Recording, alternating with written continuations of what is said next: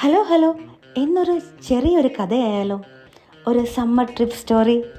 നേരം പരപരാന്ന് വെളുത്തപ്പോഴേക്കും അത് വേണ്ട, നേരം 5:30 ആയപ്പോഴേക്കും ഞങ്ങൾ എയർപോർട്ടിലെത്തി, വളരെയധികം രാവിലെ തന്നെ. അപ്പോൾ ഇത്തവണത്തെ ട്രിപ്പ് എല്ലാം പ്ലാൻ ചെയ്തിരിക്കുന്നത് അഗിയാണ്. അപ്പോൾ നമുക്ക് അഗിയുടെ പുറകെ പോകാം.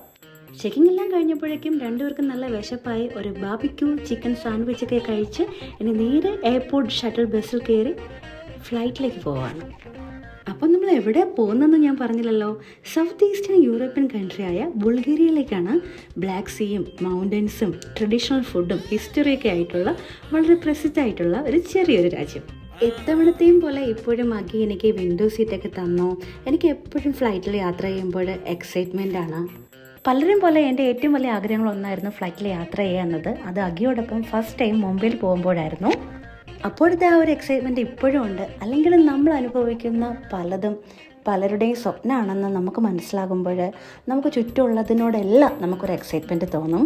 അല്ലെങ്കിൽ ചില ആഗ്രഹങ്ങളൊക്കെ യൂണിവേഴ്സ് ഇങ്ങനെ എഴുതി വെച്ചിട്ടുണ്ട്, ആരോടൊപ്പം എപ്പോൾ നടക്കണമെന്ന്. അപ്പോൾ ഒരു 2.5 hours കഴിഞ്ഞപ്പോഴേക്കും ഞങ്ങൾ ബുർഗാസ് എയർപോർട്ടിൽ എത്തിയിരുന്നു. ഇവിടുത്തെ ചെക്ക് ഔട്ടൊക്കെ വളരെ സിമ്പിളായിട്ടാണ് എനിക്ക് തോന്നിയത്.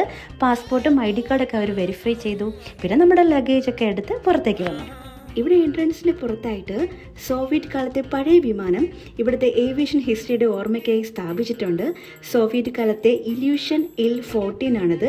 ബാൽക്കൺ ഏവിയേഷനൊക്കെ ഇത് യൂസ് ചെയ്തിട്ടുണ്ട്. ഇനി നമ്മൾ ഹോട്ടലിലേക്കാണ് പോകുന്നത്. പുറത്ത് വന്നപ്പോഴേക്കും MTS ടീം അവിടെ ഉണ്ടായിരുന്നു. ഇനി അവരോടൊപ്പമാണ് നമ്മൾ പോകുന്നത്. അപ്പോൾ അടുത്തൊരു വീഡിയോയിൽ ബുർഗാസിൻ്റെ കുറച്ച് വിശേഷങ്ങളും വൈബൊക്കെ ആയിട്ട് കാണാം. അതുവരേക്കും be positive. Much love Reshma. By.